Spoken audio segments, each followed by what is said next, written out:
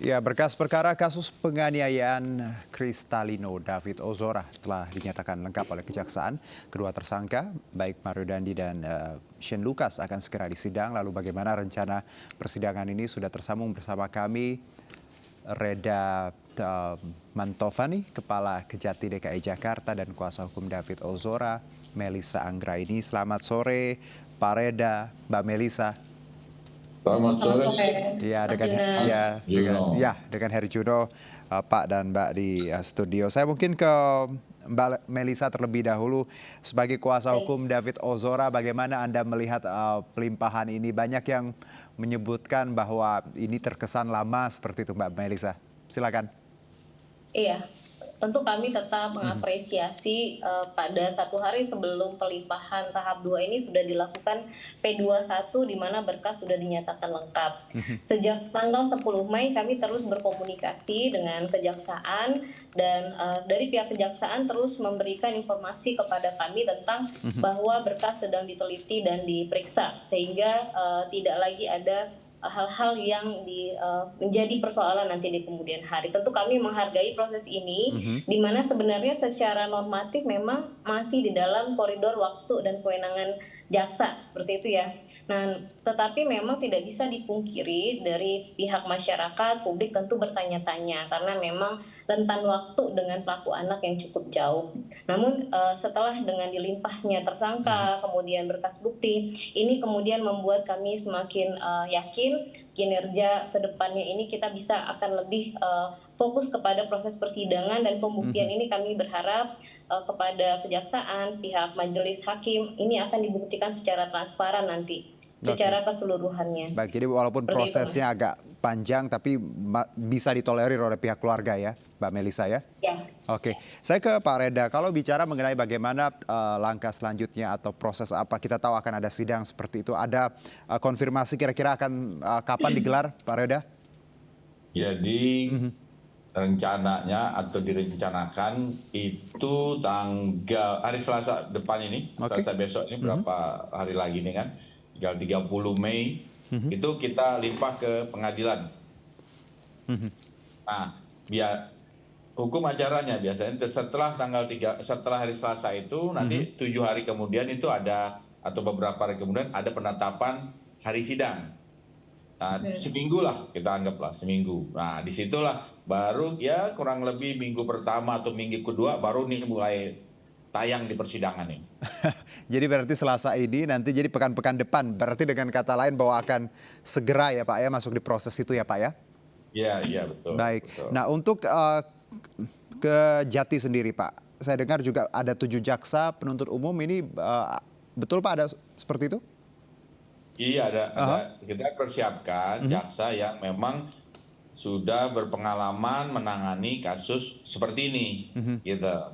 Jadi supaya pembuktian yang ada ini lebih mantap lah dengan didukung oleh jaksa yang berpengalaman di bidang kasus-kasus penganiayaan. Baik, jadi ini siapa saja Pak dari 7 ini? Kenapa mereka dipilih? Karena memang sudah punya background atau pernah menangani kasus serupa tadi seperti yang Anda sebutkan?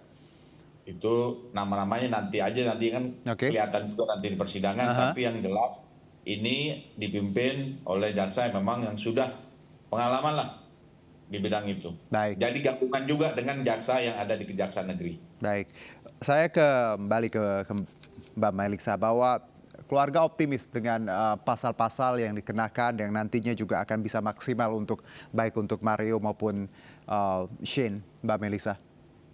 Iya, jadi seperti ini Mas Juna, kami kan mengikuti keseluruhan proses pada saat pelaku anak ini dipersidangkan. Baik. Nah, para tersangka ini, si MDS dan SL juga sudah memberikan keterangannya secara utuh. Kami sudah memegang keseluruhan minutasi, sehingga kami memandang tidak ada satupun peringanan yang layak diberikan kepada para pelaku ini. Kemudian terkait dengan pasal, untuk pelaku anak sebagai turut serta aja dia diberikan pasal 355 ayat 1. Sehingga tidak mungkin para pelaku yang dewasa, terutama pelaku utama ini, pasalnya keluar daripada pasal penganiayaan berat terencana. Meskipun kondisi hari ini beberapa waktu 2-3 hari ke belakang ini lagi rame juga ya. Kenapa kondisinya anak David yang semakin hari membaik fisiknya, meskipun secara kognisi belum membaik, ini sepertinya mau digunakan untuk memperingan kondisi si hukuman atas pelaku. Nah, ini menurut kami ini sesat juga. Nah, ini kita akan terus Baik. berkomunikasi dengan jaksa, nanti kita akan berikan bukti-bukti terbaru bagaimana kerentanan kondisinya anak korban hingga saat ini. Oke, dan Sebagai dampak berarti dengan penganiayaan kata seperti lain akan ada bukti baru nanti yang dihadirkan di sidang ya Mbak Melisa ya? Iya, tentu kita berkomunikasi nanti dengan Pak Reda dan tim ya. Oke, dan Mario sendiri kan terancam hukuman 12 tahun penjara, kita tahu Mbak Melisa. Apakah dari sudut pandang Anda, kalau tadi kita lihat bagaimana misleadingnya melihat kondisi David yang dikatakan baik seperti itu, ini akan juga nantinya kemungkinan bisa meringankan pihak Mario. Bagaimana tanggapan Anda?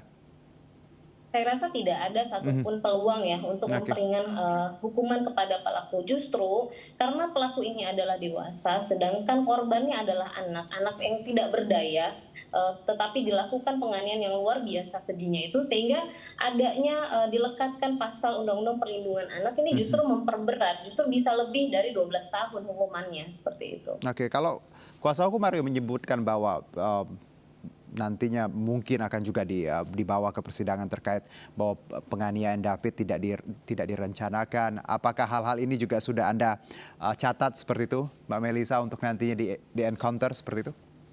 Ya, itu dia yang tadi saya sampaikan. Minutasi persidangan yang lalu titik koma udah kita catat semua, Mas. Baik. Sehingga kita sudah persis bagaimana perencanaan itu memang nyata-nyata ada. Saya ke Pak Reda. Pak Reda, kita bicara jalannya sidang nanti. Banyak pihak tentunya ingin ini transparan tentunya ya, seperti yang sudah-sudah. Dan bagaimana Anda menjamin transparansi dan juga tidak adanya intervensi dari pihak manapun?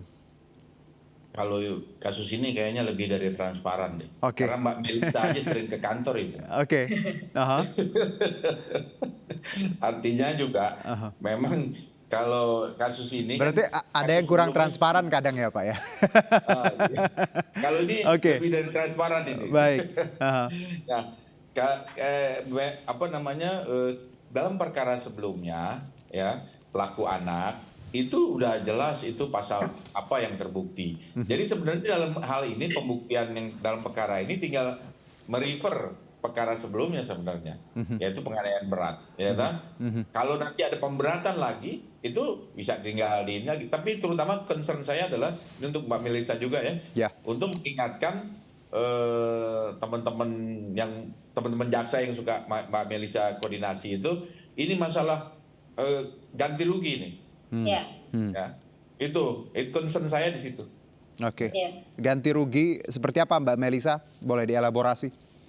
Iya, jadi yang dimaksud Pak Reda tadi terkait dengan restitusi. Memang terkait restitusi sudah dihitungkan oleh LPSK. Nah, kita sedang terus berkomunikasi juga dengan berbagai pihak, termasuk KPK, karena ini kan anak ini masih di bawah tanggungan orang tua ya, sehingga bagaimana mengelaborasi terkait sita restitusi dan lain sebagainya. Maksudnya jangan sampai hartanya semua itu dirampas semua sama KPK gitu. Iya, kita butuh bantuan Pak Reda nanti nih Pak. Oke, jadi hartanya ya nanti juga jadi bisa bahan restitusi seperti itu ya Mbak? Iya.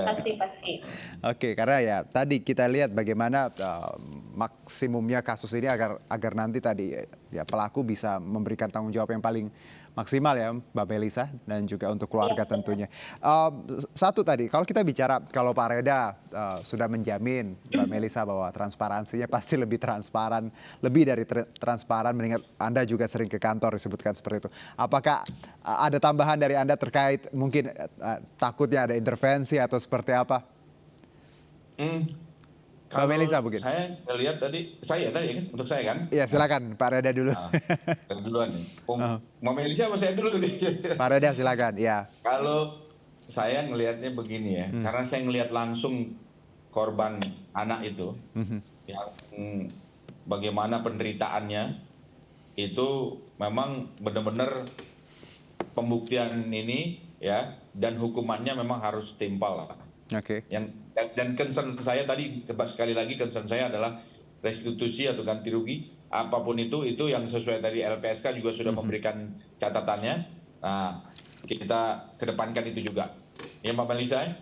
Ya, siap Oke, Pak. Mbak Melisa, berarti Anda sepakat ya bahwa nanti semuanya akan berjalan dengan transparan dan minim atau tidak ada intervensi, Mbak Melisa? Ya, tambah catatan saya Aha. terkait nanti di persidangan untuk karena kita ini kan diwakili oleh kejaksaan, dalam hal ini jaksa penuntut umum dalam persidangan, sehingga nanti kita akan terus berkomunikasi terkait dengan apa-apa saja yang perlu digali. Kita akan terus berkomunikasi terkait bukti-bukti yang baru. Karena semakin berkembang narasi-narasi terkait dengan kondisi David hari ini yang akan mengubah dakwaan, bahkan tuntutan, bahkan putusan. Nah ini yang bahaya gitu ya. Sehingga kita harus benar-benar ketat mengawal proses persidangan ini. Jangan Oke. sampai nanti ada endorsan-endorsan atau kampanye-kampanye terselubung terkait dengan pasal yang bisa berubah ini. Baik. Karena udah mulai rame nih Pak Reda ya. Oke, Mbak Gitu. Melisa, satu mungkin kalau yang sempat viral kemarin ya, tadi juga videonya ada Mario senyum-senyum gitu ketika ditanya, terus ternyata borgolnya yang ya dari plastik itu bisa dilepas, dipasang lagi. Satu tanggapan keluarga sudah lihat ini, dengar ini atau punya tanggapan khusus terkait ini? Keluarga juga melihat Aha. karena kan seliweran di media sosial. Betul. Nah, Aha. pada saat itu berkomentar tentu menyedihkan ya, kenapa seperti ada privilege. Nah, tapi hari ini kami juga sudah komunikasi dengan Polda Metro Jaya dan mereka menjelaskan ternyata memang itu pada saat ingin tanda tangan masih di ruang administrasi dan memang kondisi kabel tis itu belum terpasang. Memang anaknya yang karena lama mungkin tanda tangan dan bongkar pasang sendiri. Nah, menurut Oke. kami ini sebagai pengingat juga ya kepada institusi baik itu kejaksaan ataupun kepolisian untuk ya menjaga lebih lagi karena ini memang perkara yang sangat-sangat menyorot gitu kepada publik, terlebih lagi kelakuan dari si pelaku ini sudah sangat-sangat luar biasa. Sebenarnya di persidangan kita tidak heran juga ngelihat dia senyum-senyum seperti itu ya. Memang tidak ada penyesalan anak ini dengan apa yang sudah dia lakukan.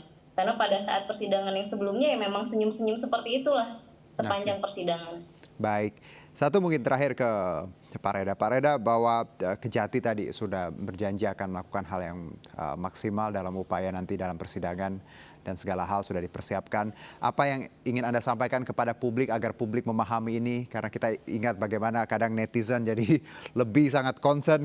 Beberapa waktu lalu saya sempat ngobrol sama Pak Reda karena misleading kalimat yang dipotong seperti itu Pak Reda. Apa yang ingin Anda sampaikan ke depannya? Bagaimana tadi Mbak Melisa juga bilang, ya kan, Mbak Melisa kan udah sering juga koordinasi dengan tim jaksa kami. Ya, percayakan proses ini kepada aparat penegak hukum, Baik. supaya kita dapat terus membuktikan perkara ini dengan sebaik-baiknya, tapi tetap waspada, kawal terus, karena kan tetap ada proses di perjalanan ini, proses itu kan bisa ada hal-hal yang kita juga nggak, makanya tetap harus dikawal. Baik, terima kasih atas waktunya sore ini di akhir pekan, mengganggu sedikit, maaf ya Mbak Melisa dan Pak Reda. Terima kasih Reda Mantovani, Kepala Kejati DKI Jakarta, dan kuasa hukum David Ozora, Melisa Anggraini, untuk waktu yang berbincang bersama kami. Salam sehat, selamat beraktivitas kembali.